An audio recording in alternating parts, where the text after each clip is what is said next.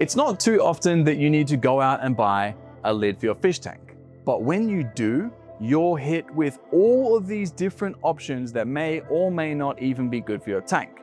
If you choose plastic lid options, you deal with issues over time and lots of light diffusion. If you choose glass, it's the same thing. You're having less gaseous exchange with the outside world, and you've got diminished lighting through that lid also. And then if you choose open top, you're met with all sorts of issues like evaporation and feeding problems too.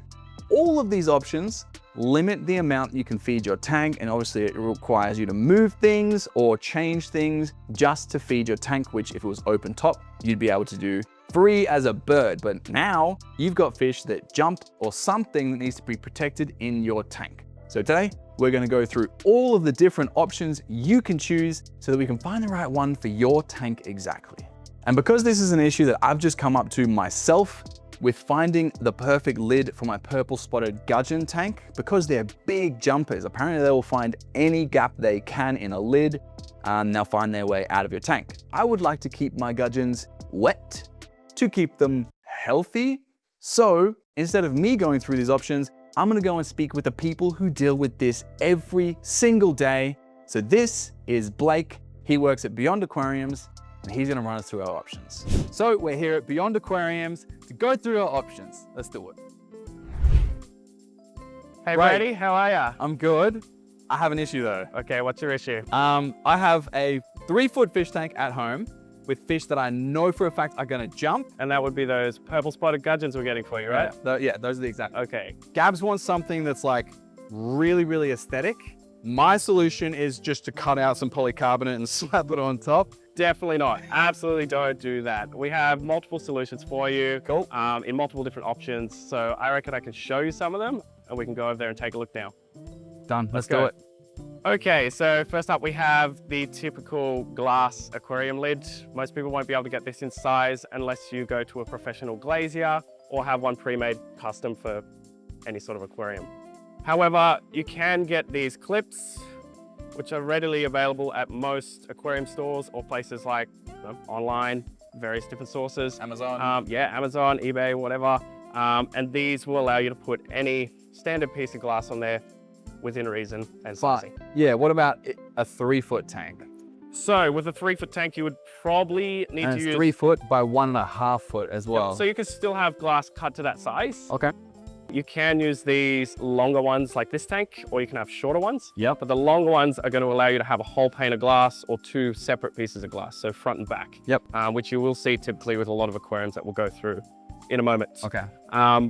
This might not be an option for everybody if they're looking to do aftermarket stuff though. Plus, I'd like to be able to feed my fish without having to pull off like a full entire lid. Yeah, exactly. Yep. So maybe we can it on this one. What other options do we have? All right. These are already available to most people. This is actually made out of a material that uses aluminium inside of almost like an acrylic plastic, which keeps it nice and firm, but it can be cut with most general tools to fit the size. So I can retrofit this on top of my 3-foot tank. Correct. Again, though, it's still maybe hard to feed. If you don't have the right sort of clipping, which could be difficult to find, you won't be able to slide them back and forth like this tank. Yep. So you might want to skip on this option for what you're looking for. All right. Well, so what else do we have? I have probably the best option, which comes from generally a lot of reefers.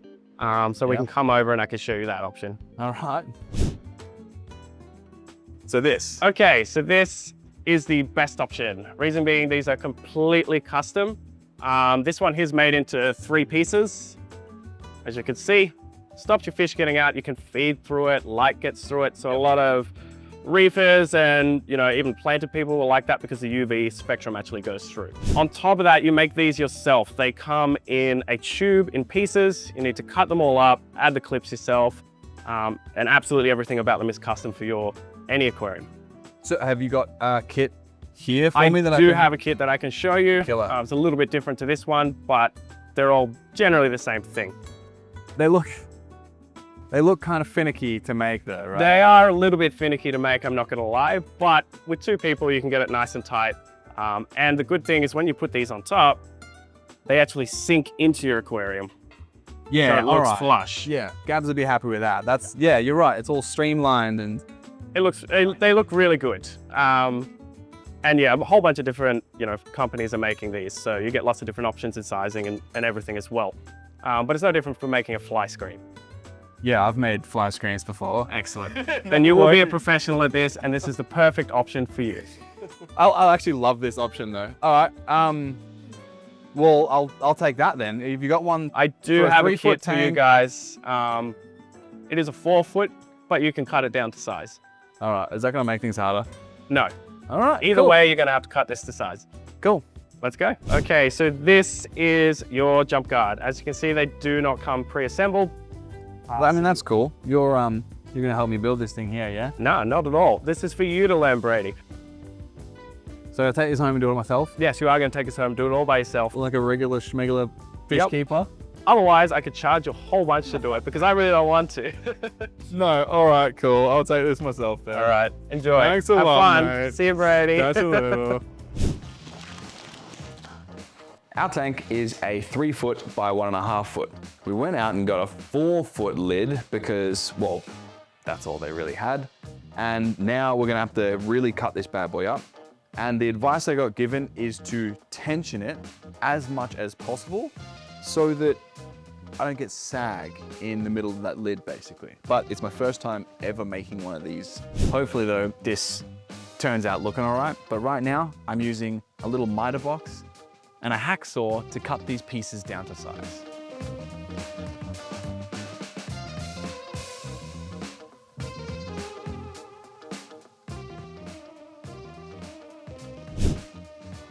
Oh damn.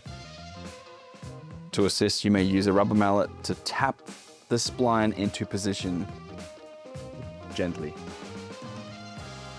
That's fixed, there's no moving that. I just hammered that home.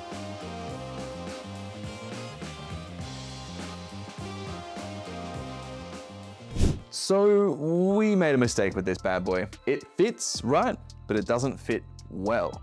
And that's because we decided to fit this and then stretch half of the mesh out and like hammer it all in.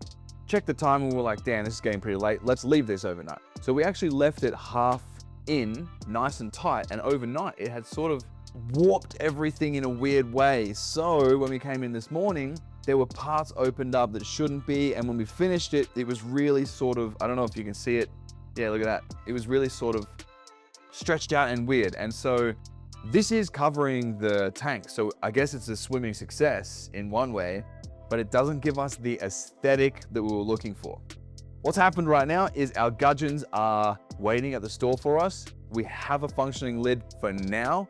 And so we're gonna go and pick up the gudgeons and add them to this tank. Let me know in the comment section what lid you guys would have gone with for this exact project, because really what I'm dealing with now is I may have to remake this entire thing to make it look good enough to keep in this fish room, because we're trying to get things really, really aesthetic. And without much further ado, let's go and pick up some gudgeons. Oh my God. All right, relax, dudes. I have to let them out. All right, you ready? Oh my God. Relax, guys. Whoa. Whoa, that was insanity. All right, so they're naturally gonna be stressed at this stage. So let me know in the comment section what lid choice that you've got on your tank right now, if any. I've always preferred open top tanks because it just seems to be the best. That being said, I haven't really kept many jumpers in the past. So let me know what you're running and any issues that you do currently have with your current lid. Are you dealing with low oxygen in your tank? Do you have a lid that's totally cutting out the lighting for your tank? Are you running one of those really old school sort of wooden hoods that go over the top of your tank? Those ones I end up getting mold all over. I don't know what I'm doing wrong, but I end up making them moldy every single time. So I've just done away with wood hoods. And if you've got all of these questions still rolling around your head, it's a good idea to go to your local aquarium store and talk with someone knowledgeable about the issue. Or you can just comment below and I'll use my newfound knowledge to help you choose the right fit for your tank at home. If you like this video, Check out our video on a guide to aquarium lights. It just seems to be the next way to add a serious dynamic to your tank. Hit the subscribe button for more videos from Fishroom, and I'll catch you there.